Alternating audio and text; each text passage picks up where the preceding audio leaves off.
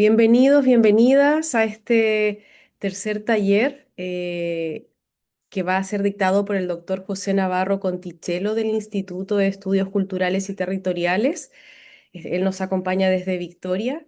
Estos talleres tienen como objetivo, ¿cierto?, brindarles a ustedes herramientas para la postulación de Fondesit, tanto regular como de iniciación.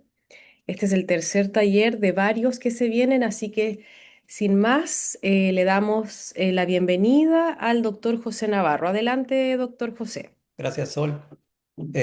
Bueno, muchas gracias a todos por estar acá, a todos y todas, compartiendo este espacio está pensado desde que me convocaron del ABRI, con un sentido horizontal de compartir entre colegas eh, algunos consejos, algunas experiencias en torno a esto o que son las postulaciones a fondos de iniciación irregular.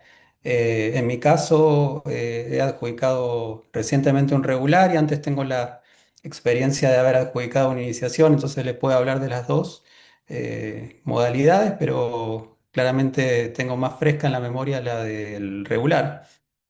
De todas maneras, voy a hacer un repaso de mi experiencia y también comentarles algunas o darles algunos tips, algunos consejos que yo creo que son importantes y que cada vez que hablo con algún colega que está a punto de postular, suelo remarcar en estos aspectos que para mí son centrales.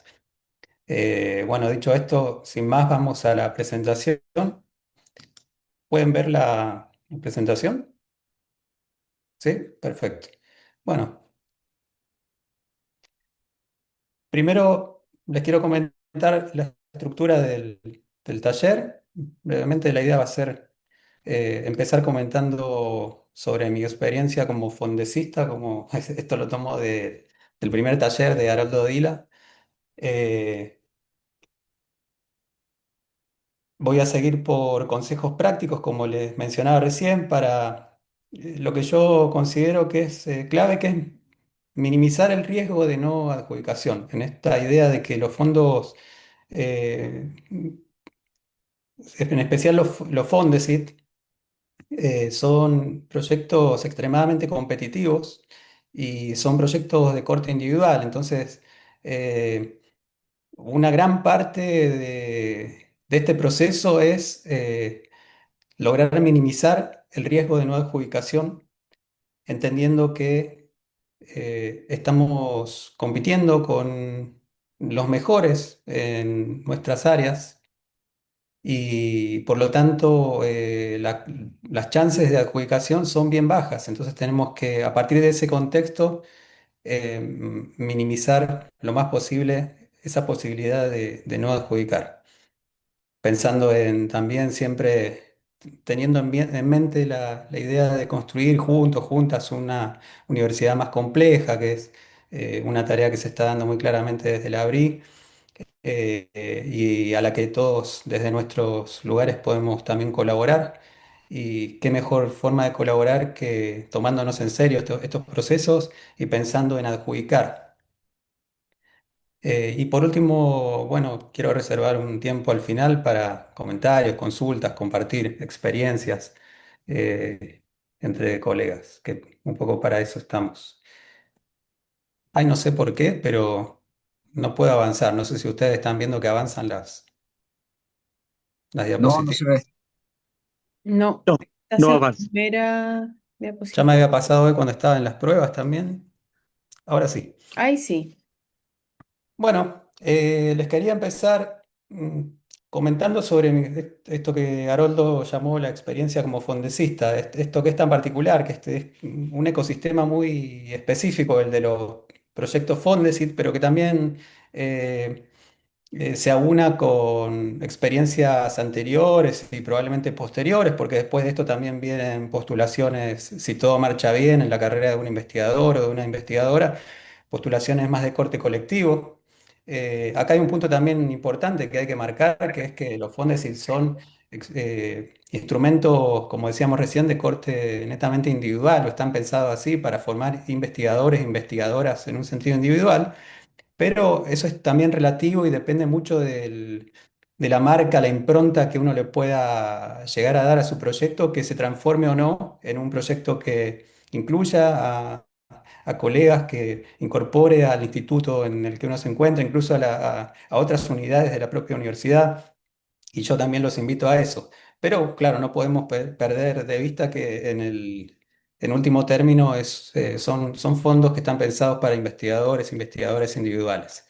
Eh, en ese sentido, bueno, mi experiencia como en postulaciones individuales a NID empieza en 2017 con una beca CONICET de doctorado nacional por la Universidad de Talca en ese momento. Continúa en 2023 con la adjudicación de un proyecto Fondesit de iniciación, primero por la Universidad de Talca y luego por la UNAP, o sea, hubo un cambio de institución patrocinante y continúa en este año con la adjudicación reciente de un Fondesit regular, ya por la Universidad de Arturo Prat. Eh, Acá puedo decir que tal vez el mío un caso atípico porque tengo, y esto no es jactancia, sino que tiene un sentido que yo se los comente acá, que es que tengo una tasa de adjudicación del 100%. Ya, o sea, yo todavía no sé lo que es postular a un fondo ANID individual y no adjudicarlo. No tengo esa experiencia. Y esto, bueno, se los digo no con jactancia, sino para hacer énfasis en algo que yo creo que es central, que explica en parte, en gran parte, el éxito que tuvo en estas postulaciones, que no significa nada más que eso, que un éxito en un apartado específico de lo amplio que es la carrera del investigador, de la investigadora, del docente, de la docente, que es postular a fondos. Eh, Creo que mi diferencial estuvo en que siempre, aunque parezca una obviedad, pero en el fondo no lo es, siempre postulé para ganar. Y con eso me refiero al hecho de que desde el momento que empecé a preparar la postulación, preparé el escenario para que las posibilidades de no adjudicación, que siempre van a estar presentes, sean reducidas al máximo en todas las modalidades posibles que una postulación implica. Ahora bien, ¿qué se espera de un Fondesit o qué esperan los evaluadores de un Fondesit, ya sea iniciación o regular? Bueno, en iniciación lo que se espera básicamente es que el proyecto muestre y el investigador o la investigadora responsable muestren potencial para instalar o para consolidar una línea propia. Mientras que en el caso del proyecto Fondesit regular, lo que se espera que el investigador o la investigadora muestren en su proyecto ya es la capacidad de maduración o sofisticación de una línea previamente desarrollada. Y esta maduración o sofisticación puede venir a partir de varios factores. Puede ser, por ejemplo, un nuevo enfoque teórico, un foco temático más específico, un foco temático novedoso, una metodología más robusta que la que habíamos planteado en la iniciación, un plan de trabajo más claro. Entonces, hay una diferencia clara entre ambos instrumentos. Mientras que la iniciación lo que uno muestra es capacidad para instalar o consolidar una línea propia, que apenas recién está empezando. En el caso del regular se espera algo más, se espera que haya capacidad de madurar, de sofisticar una línea que ya existía y por lo tanto eso requiere algunos quiebres, algunas diferenciaciones entre lo que habíamos hecho y lo que estamos planteando. Eh, Ahora bien, en ambos casos, el insumo principal a partir del cual los evaluadores van a ver qué tan preparados estamos para construir un proyecto convincente y adjudicable, va a estar en las publicaciones, lisa y llanamente. Las publicaciones van a ser las que nos van, nuestras publicaciones, las que hayamos construido con anterioridad a la postulación, van a ser las que condicionen en gran parte, nuestro éxito, nuestros temas, nuestros enfoques. A partir de ahí va a ser que el proyecto se va a comenzar a construir.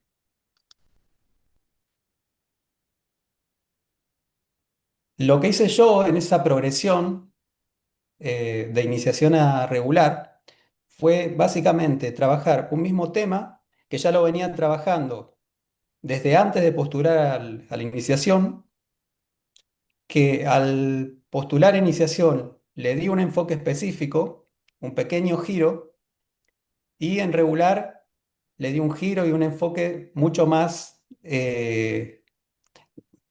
innovador. El objetivo general de mi iniciación era este que les enuncio ahí en la diapositiva, que era analizar críticamente el discurso reciente de los medios de prensa online chilenos, emol.com y latercera.com y sus audiencias sobre la inmigración en Chile, examinar las relaciones entre ambos y los imaginarios sociales sobre él y la inmigrante que estos reproducen en el marco de procesos de construcción de alteridad. Entonces estaba buscando analizar el discurso de medios de prensa sobre la figura del inmigrante y ver cuáles eran los imaginarios que en esos discursos aparecían, imaginarios sociales sobre el inmigrante. Esto venía a partir de una historia o sea, un historial de publicaciones en el que yo llegaba a postular habiendo publicado bastante ya sobre migraciones. Entonces, claramente las migraciones iban a ser el foco temático general de mi postulación. Yo no podía irme con otro tema por más que tal vez me apasionaran, me gustaran, me interesaran otros temas. Y siempre está la tentación de decir, bueno, voy a recibir un gran financiamiento como el que ofrece un fondo de City Iniciación y decir, bueno, me voy a ir con el tema que más me está apasionando en el momento. Tal vez en ese momento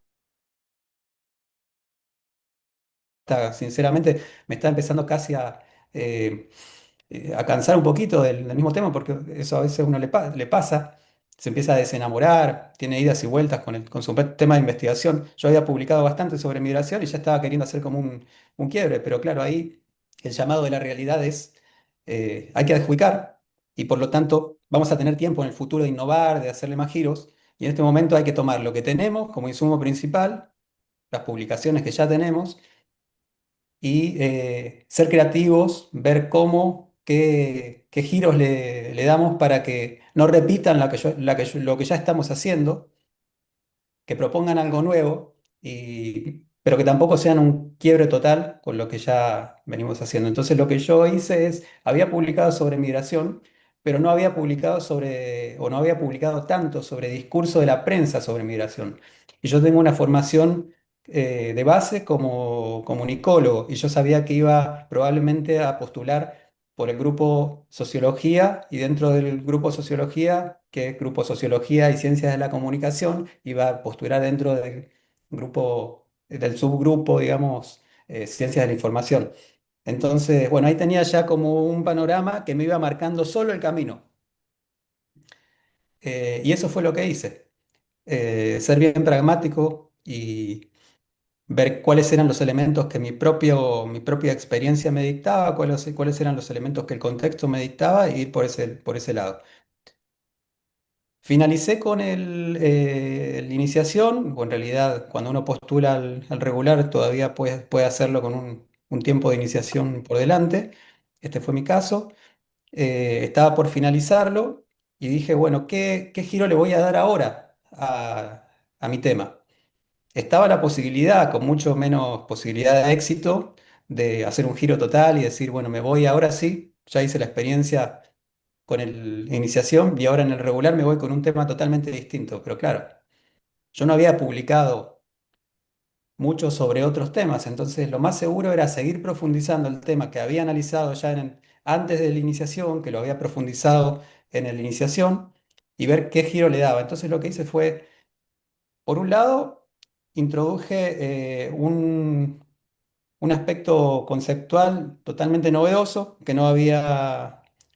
un enfoque que no había utilizado en la iniciación, que era el enfoque de los afectos, de la mediatización Claro. Y la idea de la crítica a la categoría genérica del discurso de odio, esta idea de que el discurso sobre los migrantes en general suele caer o ser categorizado en general en la categoría del discurso de odio. Pero yo ahí lo que veía, lo que había incluso empezado a ver desde mi fondo de iniciación, es que muchas veces el discurso sobre la migración en los medios, eh,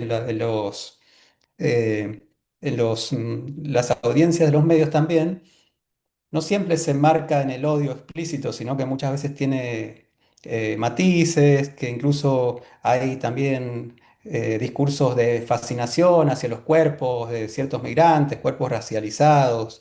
Entonces, no todo entra tan claramente en ese discurso en esa categoría del discurso de odio, y quería darle una vuelta por ahí. Entonces me encontré bueno, con una categoría teórica que es la de la heterología, la idea de la construcción del otro a partir de la construcción del otro eh, como una heterogeneidad respecto de un todo social que se concibe a sí mismo como homogéneo. Bueno, eso me fue llevando a concebir un marco teórico que era bien novedoso, que yo encontraba que no se había aplicado acá en Chile. eh, y que por lo tanto, bueno, incluía una innovación, pero una innovación con mesura, una innovación sobre lo que ya previamente había construido. Por otro lado, desde lo metodológico, propongo ya analizarlo no en el discurso de los medios, sino en el de las redes sociales. También hay un cambio ahí. Y propongo ya no analizar solo discurso textual, sino también textual y visual de estas redes sociales sobre el inmigrante. Y por último, la última precisión o giro que hago es ponerle o acotar temporalmente el estudio al periodo 2021-2025, haciendo toda una fundamentación al respecto, explicando por qué es que me interesa específicamente ese periodo.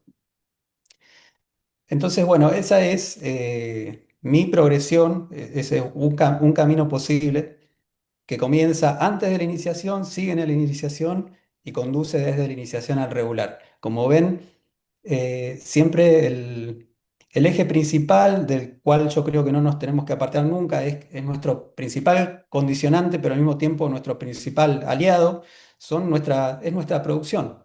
Sabemos que estamos en un esquema de ciencia que, mal o bien, se rige en gran parte por la productividad.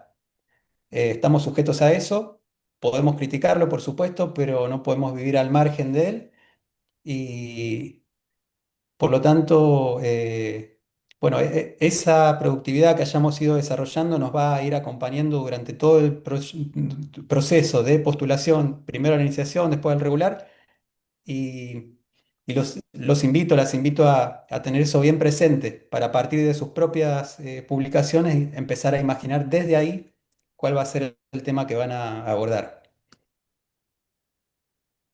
Y ahora pasando a los consejos, tenía algunos consejos prácticos, así más generales, más allá de mi experiencia, basados sí, en mi experiencia, pero también en experiencias de colegas, en años transcurridos.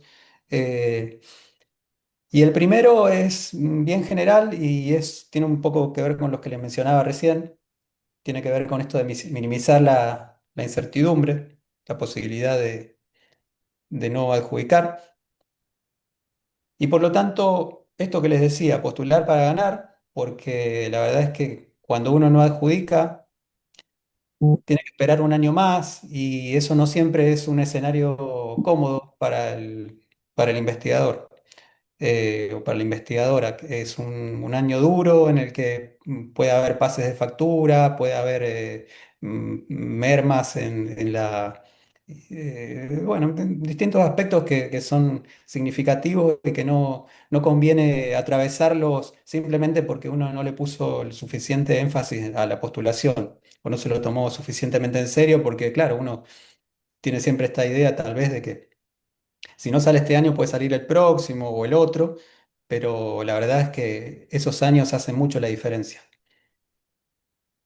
El segundo aspecto es esto de innovar, pero no tanto, o sea, con mesura. Sí, son proyectos, los Fondesis, donde incluso declarados en sus bases están los criterios de innovación, que sean cuestiones que traigan consigo algo nuevo, pero también hay que tener claro y hay que ser también modestos en esto, que no se inventa nada en un primer Fondesit, ya sea iniciación o regular. Si uno le puede pedir tal vez a un investigador de años ya con 3, 4 Fondesit en la espalda, que sí, que presente una tremenda innovación que vaya a cambiar las reglas de juego, pero para nosotros que recién estamos comenzando en esto, conviene tomarlo con mesura. Sí tener en claro que tenemos que innovar en algo, pero innovar a partir de lo que ya hicimos, no querer o pretender que podemos reescribir la historia. Por otro lado, conocer en detalle el campo de estudios, donde vamos a estar insertándonos, y eso incluye, por supuesto, tener clarísimo cuáles son los autores, las autoras principales en el campo, los temas, los problemas principales, para a partir de ahí saber dónde insertar nuestra propia investigación, ser respetuosos o respetuosas del trabajo de los y las colegas, porque además tengamos en cuenta que muy probablemente ellos puedan ser nuestros evaluadores, nuestras evaluadoras. Ser rigurosos, rigurosas en la redacción, mucha claridad, mucho orden lógico, mucha simpleza, no dejarnos llevar por la narratividad. Ser obsesivos, obsesivas en el cumplimiento de las normas y de los procedimientos también. Leer al detalle las bases, controlar que cada uno de los formularios sean llenados tal como lo piden las bases y todo ese tipo de cosas que a veces parecen obvias, pero muchas veces terminan provocando rechazos, como se le llama, por secretaría, o estos rechazos de primer filtro que son los peores. El consejo 2 tiene que ver con el tema, los problemas y los objetivos.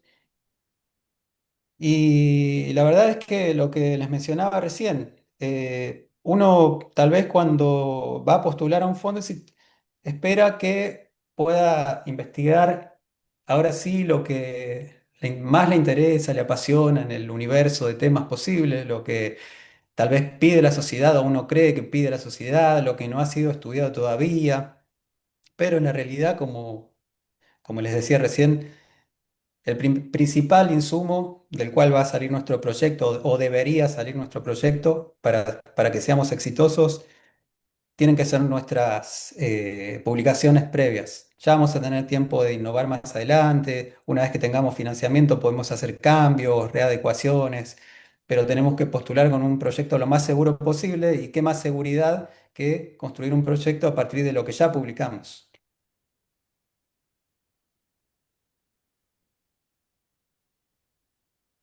Consejo 3: la selección exhaustiva del grupo de evaluación.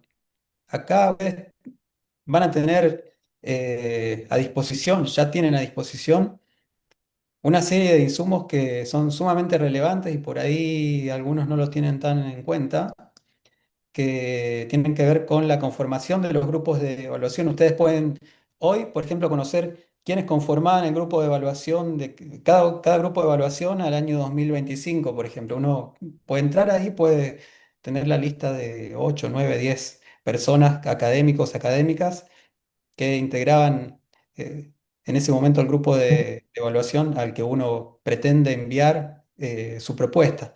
Eso es sumamente importante porque uno ya tiene una idea ahí bueno, googleando cada uno de ellos, cuál es la conformación de ese grupo, más o menos puede imaginar qué tipo de proyectos van a privilegiar. Eh, Esto puede cambiar o puede no ser así, pero es un insumo importante, sin dudas. Eh, Además de eso, bueno, asegurar la pertenencia disciplinaria, clave, eso es fundamental. Sobre todo para aquellos colegas, aquellas colegas como yo, que tenemos una formación un tanto ecléctica. Yo en mi caso soy licenciado en comunicación social, después tengo una maestría en estudios culturales y tengo un doctorado en ciencias humanas. Entonces, sí, tengo algunos temas fui desarrollando siempre. La migración, por ejemplo, el concepto de alteridad, el discurso de los medios, pero son temas que de por sí son o pueden llegar a ser interdisciplinarios y mi propia formación es interdisciplinaria. Entonces yo a priori siempre tenía, ahora ya no la tengo, pero tenía sobre todo en mis primeras postulaciones la duda de por qué grupo voy. Porque no sé si ir por sociología, si ir por antropología, si ir por ahí sentía que muchos de ellos podía calzar.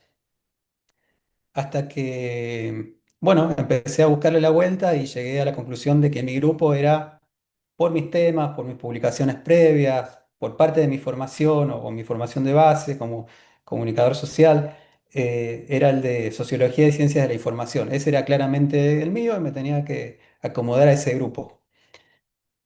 Una vez que la tengamos clara, la pertenencia disciplinaria, bueno, como les decía, investigamos la conformación del grupo, vemos a ver cuáles son los temas que pueden llegar a privilegiar, cuáles no. Eh, Podemos acceder a los proyectos que han sido evaluados favorablemente en convocatorias anteriores, ya eso también nos da un buen panorama. Y una vez que ya lo tenemos clarísimo, enfatizamos esa pertenencia disciplinaria para que quede bien claro a la gente del grupo al que vamos a estar enviando el proyecto, que lo estamos enviando a conciencia y que no caímos ahí de casualidad y que tenemos clarísimo que lo estamos presentando para ese grupo y no para otros. Entonces, yo los invito, es lo que hice yo y me fue bien en ese sentido, a enfatizar esta pertenencia disciplinaria y dejarla bien clarita en el primer párrafo de la formulación del proyecto. En mi caso, como ven acá, les muestro el ejemplo bien concreto. eh, Yo comienzo la formulación de la propuesta, bueno, mencionando el título del proyecto. Recuerden que en el formulario de formulación de la propuesta no hay título, entonces conviene también enfatizarlo ahí en el primer párrafo, porque el título va a estar en ese momento, no lo va a tener a la mano, el evaluador o la evaluadora. Va a estar en otra parte de la formulación, pero mejor enfatizarlo. E inmediatamente después de mencionar el título, yo digo, la propuesta se inscribe disciplinariamente en las ciencias de la comunicación e información, específicamente en la intersección entre el campo de estudios sobre migración y medios de comunicación en Chile y los estudios críticos del discurso de las redes sociales. Entonces ahí marqué la pertinencia disciplinaria claramente y además fui más a fondo y dije, dentro de esa disciplina, ¿dónde específicamente yo me quiero insertar o mi investigación se quiere insertar? Proporciono también algunas citas para que eso no quede como una elaboración mía, sino que se trata de campos del saber que ya existen, que ya han sido estudiados. Y de esa manera dejo cubierto muy claramente ese gran problema que es la elección del grupo de evaluación.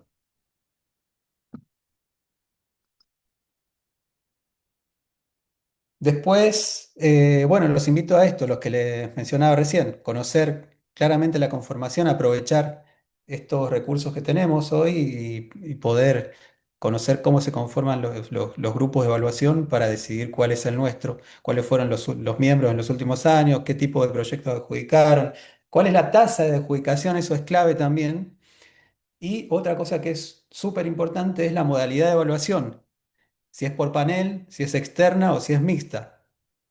Eh, Recuerden que la evaluación por panel es un grupo de investigadores que se reúnen entre ellos, debaten, cada uno llega a una conclusión, pero después las contrastan entre ellos sobre si es adjudicable o no, sobre cuál es la puntuación que le van a dar. En realidad no si es adjudicable o no, sino cuál es la puntuación que le van a dar al proyecto en cada uno de los ítems evaluables.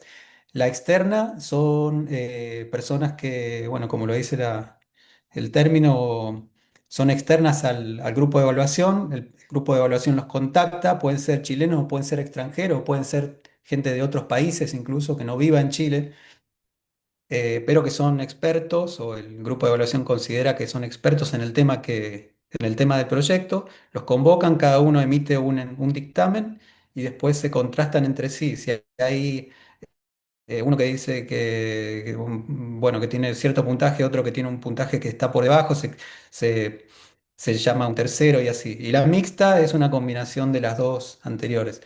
Eso también se puede, cada grupo de evaluación tiene declarada su modalidad y por lo tanto uno puede o conocer cuál es la modalidad del grupo al que va a postular. Y lo que les mencionaba antes de la tasa de adjudicación es también bastante significativo porque fíjense, esto para mí también es clave, tal vez alguien se los haya comentado y si no, se los enfatizo. Ojo, muchísimo ojo con aquellos o aquellas que están fantaseando o imaginando postular su proyecto porque tiene un carácter, ustedes creen interdisciplinario, transdisciplinario y están pensando postularlo por el grupo inter o transdisciplinario. Es muy complicado ese grupo. Me ha tocado estar en talleres de preparación de proyectos Fondesit y los propios agentes de Fondesit han llegado a recomendar no meterse en ese grupo a menos que uno sea realmente experto, experta y además no solo seamos expertos, expertas, sino que claramente el eje central de nuestro proyecto sea la inter o transdisciplina y estemos dispuestos a fundamentarlo claramente a lo largo de todo el proyecto. Es muy difícil y lo muestra claramente esta tabla donde se detallan las tasas de adjudicación por cada uno de los grupos de evaluación. Esto corresponde a los resultados del último Fondesit regular. Si se fijan, miren cómo será una trampa ese grupo, lo digo en broma, pero tiene algo de serio también. Y esto tiene que ver con con que muchos investigadores, investigadoras todavía no están conscientes de de esto que les acabo de mencionar. Es el grupo al que más proyectos concursados llegaron. Entre todos los grupos que hay, por mayoría, los investigadores optaron por ese. 182 postulaciones llegaron a ese grupo. Comparación con, no sé, por ejemplo, medicina 110, ciencias jurídicas 155, educación superior 111, ingeniería 111. Y al mismo tiempo, si se fijan, en las tasas de aprobación, la tercera columna, donde dice aprobados sobre concursados, es la que tiene, es el grupo que claramente tiene la menor tasa de aprobación. Solo el 12,1% del total, o sea, uno de cada 10 de los que se presentaron a ese grupo fueron seleccionados, fueron adjudicados. Así que bueno, los datos son más que concluyentes. Conviene si uno no está suficientemente preparado evitar ese grupo. El cuarto consejo tiene que ver con el título del proyecto y acá hay algo que siempre también enfatizo que es evitar esta tentación, sobre todo en nuestras disciplinas, las más humanísticas, las disciplinas más sociales. Hay toda una escuela o un estilo de titulación que tiene que ver con esos títulos narrativos, donde empezamos como con una frase o con a veces una frase que sale del propio trabajo de campo, una declaración de un informante, entre comillas, cuestiones de ese estilo. Yo ahí les sugiero siempre evitar ese tipo de títulos porque le quitan sustancia conceptual, o sea, están utilizando caracteres que podrían utilizarse para introducir cosas que al evaluador, a la evaluadora le van a interesar mucho más, que van a ser nuestros enfoques teóricos, cuáles son nuestros conceptos centrales, nuestro enfoque metodológico, etcétera. Lo estamos usando para construir una narrativa que solo nos sirve a nosotros. Por lo tanto, distraen y además lo más importante es que transmiten esta idea de que ya desde el título nosotros sabemos lo que vamos a encontrar. Si estamos proponiendo un título narrativo, le estamos diciendo al evaluador, a la evaluadora, yo ya sé más o menos lo que me voy a encontrar en el campo, tanto que soy capaz de titular de una manera creativa y ya como previendo qué va a ser lo que me va a entregar lo que me van a entregar los resultados. Entonces no son buenos para nada para un proyecto. Sí pueden ser buenos para un artículo, porque en ese caso van a emerger del trabajo de campo, de las entrevistas que hayamos hecho, de las encuestas, etcétera. Pero para un proyecto donde todo está por hacer, es muy contraproducente. ¿Qué incluir sí o sí en el título para mí? Claramente el concepto o los conceptos centrales, darle a los evaluadores algunas pistas sobre la metodología y la disciplina principal, teniendo en cuenta que el título va a ser nuestra primera forma de acercarnos al evaluador y conducirlo hacia donde lo queremos llevar. Eh, Piensen en esta idea del proyecto como una invitación al evaluador a leernos y una posibilidad también de ir conduciéndolos a través de los distintos pasos hacia el lugar a donde los queremos llevar. Entonces no nos podemos permitir distraerlos, no nos podemos permitir ser poco claros. Tenemos que ser muy claros, muy concisos y tener una direccionalidad muy bien construida. Idealmente, si corresponde, también es ideal, queda muy bien en el título y da la idea de que tenemos muy claro lo que queremos estudiar, incluir un recorte espacio-temporal, o sea, decir exactamente dónde y en qué periodo de tiempo quiero investigar yo lo que propongo estudiar. Los títulos que a mí me funcionaron personalmente son estos dos. En verde marco como los distintos elementos, en blanco está el título en sí mismo.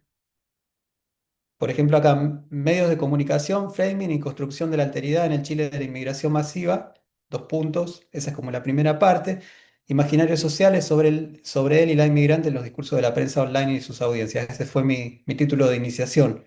Ahí tengo ya, desde el principio le doy framing, que es un concepto, una teoría, construcción de alteridad, que es otro concepto, otra teoría. En el Chile de la inmigración masiva, ya si bien no hago un recorte espacio-temporal, claro, no estoy hablando de un periodo exactamente, propiamente tal, pero estoy hablando del Chile de la inmigración masiva y ya se entiende y después lo fundamento en el desarrollo de la formulación, que es el Chile reciente, el Chile post-2000, 2000, 2002, 2005, cuando empezó el fenómeno inmigratorio con más fuerza. Imaginarios sociales, otro concepto, y discursos de la prensa online y sus audiencias es el objeto de estudio. O sea, ahí tengo en el título no distraigo con narrativizaciones, no distraigo con elementos que puedan confundir, y trato de incluir todos los elementos que sí me van a pedir y que sí van a necesitar los evaluadores, las evaluadoras al momento de saber hacia dónde voy yo con el proyecto. En el regular hago un ejercicio similar. Ahora hablo de afectos emergentes en la mediatización de la alteridad inmigrante, fascinación y repulsión en el discurso de las redes sociales sobre inmigración en Chile, 2021-2025. Ahí ya incluyo más específicamente, más explícitamente un recorte temporal, espacio-temporal. Hablo de discurso de las redes sociales, ese es mi objeto de estudio. Hablo de tres teorías o conceptos que son afectos emergentes, mediatización y alteridad. Y hablo de una díada conceptual, que es esta idea de oposición entre fascinación y repulsión. Entonces, bueno, ese fue el esquema que me funcionó a mí, pero un poco la idea que les quería transmitir es esta, de que traten de no, de aprovechar al máximo ese espacio con tan poquitos caracteres que ofrece el título para utilizarlo a su favor. Consejo 5, el primer párrafo. Esto lo aprendí de uno de los colegas investigadores del instituto, que él, bueno, yo en mi iniciación no lo hice, este ejercicio, pero en el regular sí lo hice y me fue bien y la verdad es que me parece una muy buena fórmula, que es entregar en el primer párrafo toda la información central para el proyecto, porque va a ser lo primero después del título que van a ver los evaluadores cuando empiezan a leer la formulación. Y por lo tanto, es la primera oportunidad que tenemos de darle un pantallazo rápido en el cual, si no se lo damos, se pueden desenamorar. Al fin y al cabo somos humanos, los evaluadores son humanos también.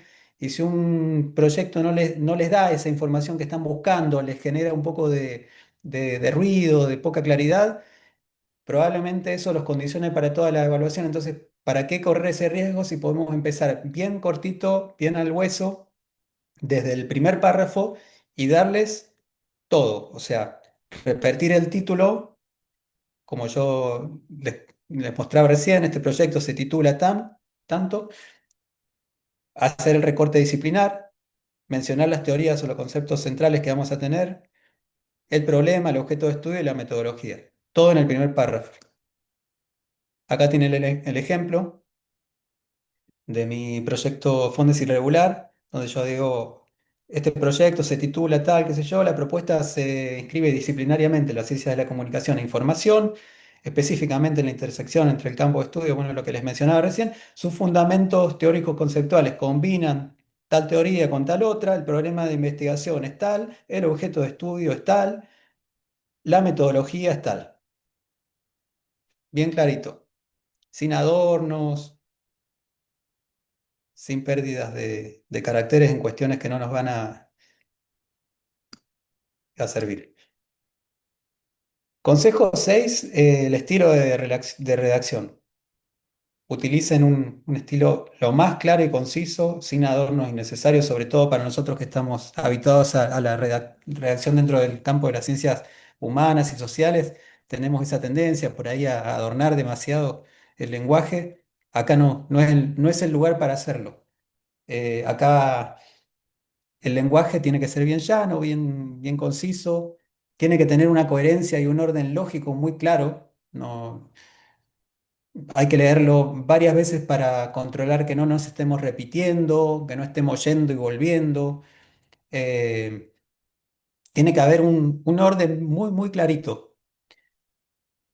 Y también cuidar el estilo de citación, ser muy exhaustivos con eso. Recuerden que APA 7, por ejemplo, no es igual a APA 6, hay algunos cambios entre una y la otra, pueden consultar los manuales que están disponibles online. Sean muy exhaustivos, exhaustivas en eso. Tiene que ser excelente la redacción y eso incluye también el estilo de citación. La metodología, bueno, todos lo sabemos, tiene que ser extremadamente detallada. Eh, es el momento para demostrar, sobre todo en el regular, pero también en la iniciación, es el momento para lucirnos. Es clave la metodología, es algo que suelen objetar mucho los grupos de evaluación al emitir dictámenes incluso favorables, suelen enfatizar en metodologías que no están del todo bien construidas. Entonces, hay que ponerle mucho empeño a este apartado para que quede sofisticado, detallado, claro, exhaustivo. No es un apartado para tomárselo livianamente.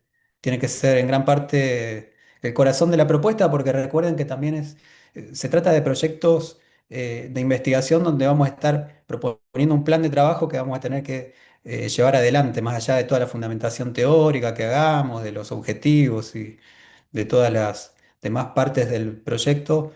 Al fin y al cabo, lo que va a determinar si lo vamos a poder llevar a cabo o no es cómo esté construida la metodología, los instrumentos que utilicemos, el plan de trabajo que propongamos, etcétera.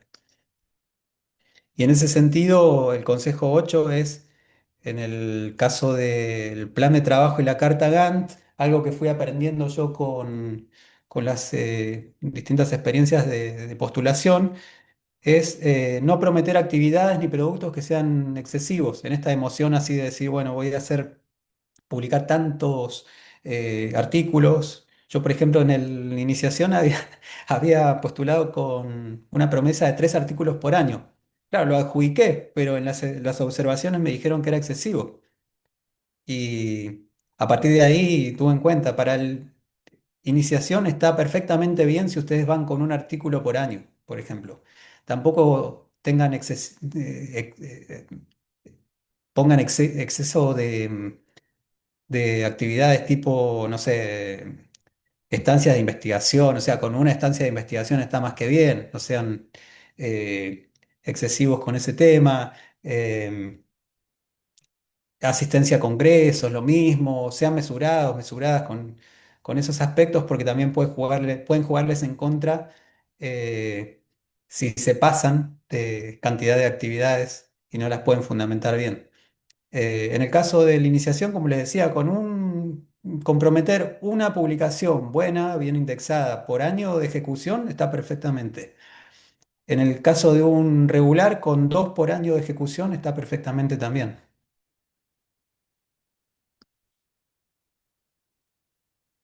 Ahora, algo que es clave, y esto va para quienes estén pensando en postular al regular, porque en el caso de la iniciación no vamos con un equipo de trabajo, pero en el regular sí. Los coinvestigadores y los colaboradores internacionales tienen que ser seleccionados con muchísimo criterio y son una gran oportunidad también para sofisticar y hacer más potente nuestro proyecto. Es una gran herramienta, porque nos permite también empezar a pensar en nuestro proyecto más allá de nuestra condición de investigadores en un plano individual, empezar a pensar en formar equipos más amplios.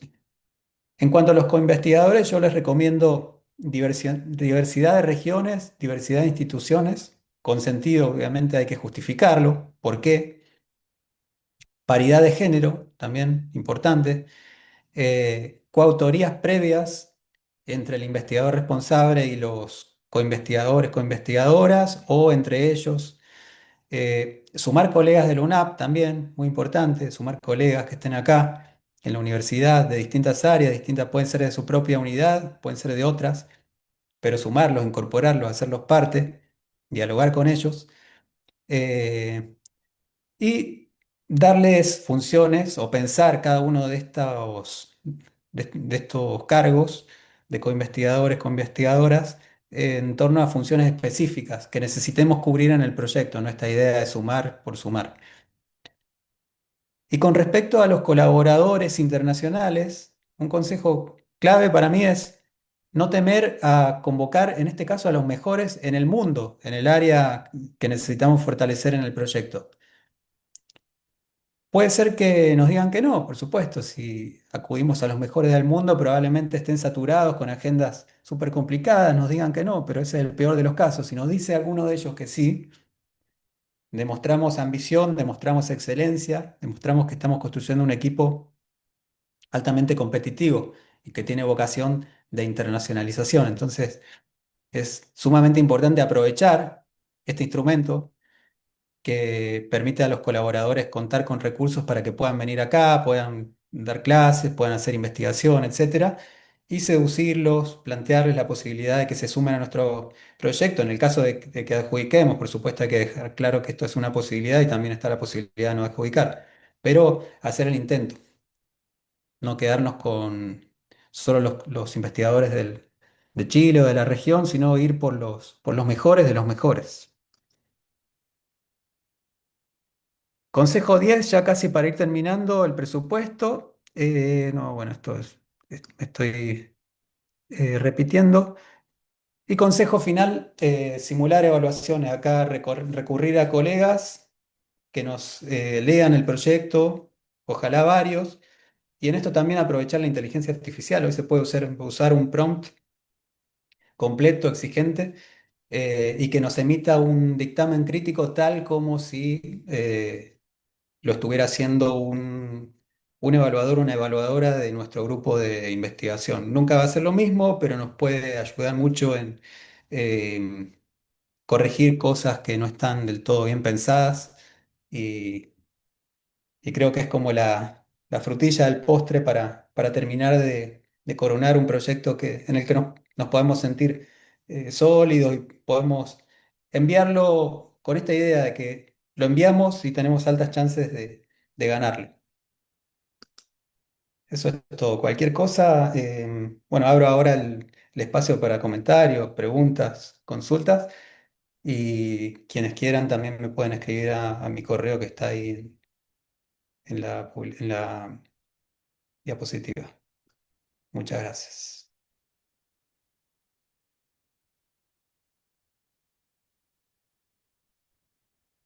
Oscar, creo que tenía la mano levantada. No, estaba aplaudiendo, pero de todas formas aprovecho el espacio. Yo creo que me quedó, a ver, me queda bastante clara muchas de las cosas que son muy estratégicas. Yo creo que aquí lo que es, de lo que yo entiendo y logro percibir que vos hiciste, es como crear toda una estrategia, ¿no? Que nos pueda llevar a justamente lograr el mejor resultado posible, ¿no? Y sobre todo, yo hacía la misma pregunta, yo hacía esta pregunta en el anterior de cómo llegar o cómo preparar el escenario, más bien, para aplicar. Y creo que con la experiencia tuya y lo que nos has compartido me ha quedado un poco más claro, sobre todo pensando en las publicaciones, ¿no? Que yo pueda generar en este interín que tengo, por lo menos yo tengo el interín para poder preparar ya un par de artículos y creo que esos pueden ser eventualmente muy positivos para mí en la aplicación. Gracias, Oscar. Sí, claro, las publicaciones creo que son como el insumo principal con el que contamos para, a partir de ellas, construir nuestra postulación. De ahí creo que tiene que surgir todo.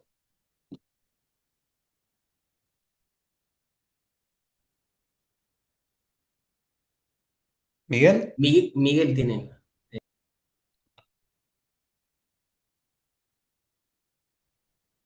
Hola, ¿se me escucha? Sí, Miguel, te ¿Y se escuchamos. me ve? ¿Se me escucha? ¿Se me ve? ¿Sí? Sí, perfecto. Vale, perfecto.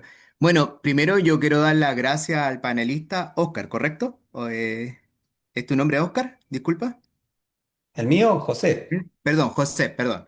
Quiero dar las gracias, José, y dar gracias también a la Universidad Arturo Prat y a la unidad que organiza esta actividad, Vicerrectoría de Investigación.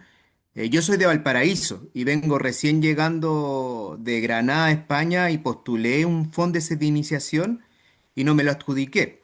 Pero estoy súper agradecido porque ya algunos colegas me habían comentado los posibles errores y aquí reafirmo mis errores, sobre todo en el punto que me llamó la atención, que a propósito somos colegas, yo también soy de la ciencia de la comunicación, y Ujú. ahí lo cuento como experiencia, no sé los otros participantes de qué disciplina son, pero estoy en un tema complejo de investigación que es comunicación como tal, transmedia, que está entre lo híbrido y lo digital, y un tema muy complejo que es memoria histórica.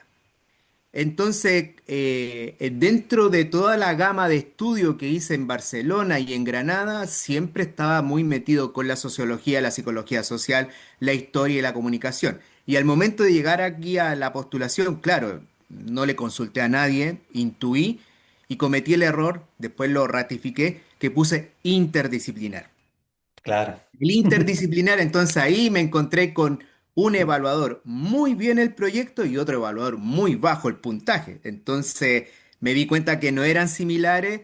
Hubo un evaluador que me cuestionó mucho a propósito de lo que decía el colega investigador de las publicaciones, porque tuvo un vacío de publicaciones por salud, que eso no lo puse en el proyecto, pero claro, entiendo el trabajo de los evaluadores que ahora, este último tiempo, hay publicaciones y agradezco también lo que has dicho, José, en ese sentido de la evaluación, si las publicaciones están cercanas al trabajo de postulación o de la propuesta de tus últimas publicaciones.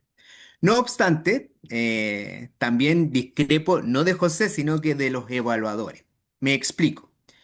Me cuestionaron mucho el tema de hacer un trabajo comparativo entre Chile y España y por qué no, y ahí sentí que era muy latinoamericano el evaluador, que por qué no me había centrado en Latinoamérica, específicamente en el punto de memoria histórica. Pero claro, mi trabajo de memoria histórica lo vengo desarrollando desde que hice mi máster. Entonces yo pensé que iba a profundizar esta lógica, además que España tiene un parecido con Chile, pero bueno, ya estoy pensando más, no en mi proyecto como tal, porque uno lo trata como un hijo y me estoy acercando a la lógica que saqué dentro de la metodología el tema comparativo con España. Y justamente también quiero agradecer, José, porque efectivamente una de las observaciones que me hicieron era ser más preciso en la metodología. Entonces la metodología estaba, se entendía, pero más los procedimientos. Entonces, resumiendo, o sea, hay cosas que estoy de acuerdo con los evaluadores, otras que no, pero los tips son interesantes, porque yo cometí el error de esta palabra interdisciplinar, transdisciplinar, porque uno cuando lee documentos, uno siente que esto me se acerca a mí, aunque sea de la ciencia social y de la comunicación, pero claro, al momento de evaluación ahí voy entendiendo. De hecho, todavía estoy un poco complicado, lo cuento como anécdota porque me sugieren y que también aprovecho de mencionar que agradezco a la Universidad Arturo Prat porque me va a colaborar en este proyecto en el sentido de trabajo de campo para esta postulación, pero está ligado con la educación superior. Entonces ahí tengo que ir a afinar si en qué línea lo coloco, en las ciencias sociales o educación. Entonces, pero igual agradezco enormemente la exposición, José, y bueno, muy agradecido también por el tema de la metodología y todos estos tips y las diapositivas. Solamente eso y agradecimiento y no tengo ninguna pregunta específica, sino que era, bueno, sí la voy a formular, pero es simple.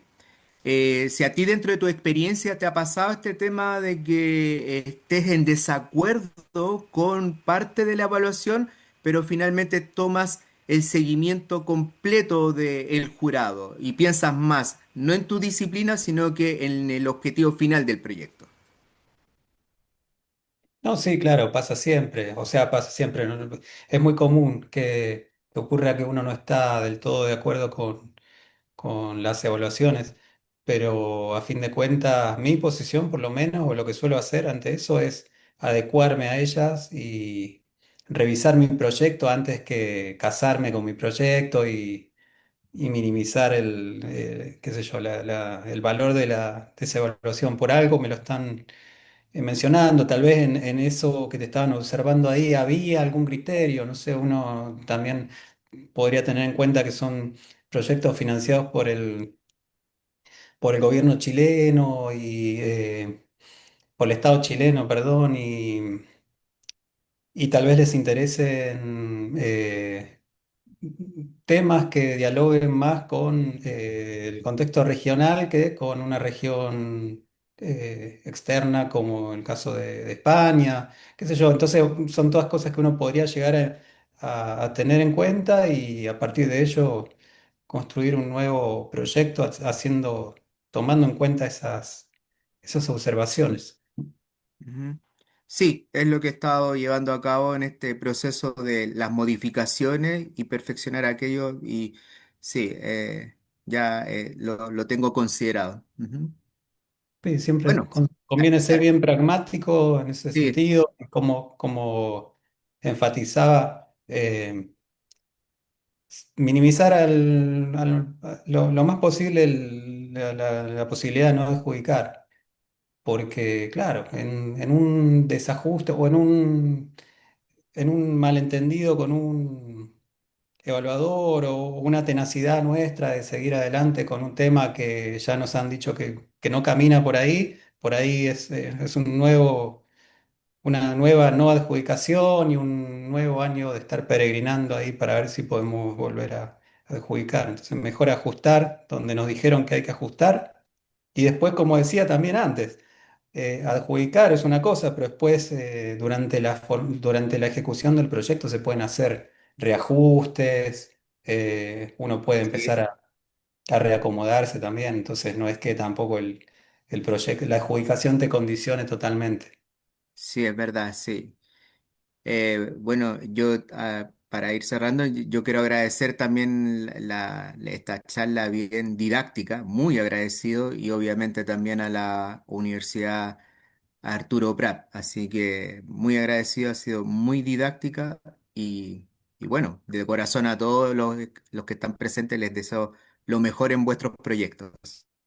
Muchas gracias, Miguel. Bueno, muchas gracias, doctor José. ¿Hay alguna pregunta, consulta por parte de las y los asistentes?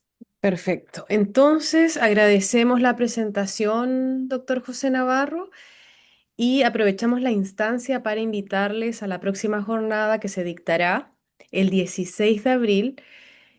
Va a participar el doctor Claudio Díaz. Él es profesor titular del Departamento de Currículum e Instrucción de la Universidad de Concepción. Así que ya lo saben, nos vemos en una próxima oportunidad y gracias nuevamente por su asistencia.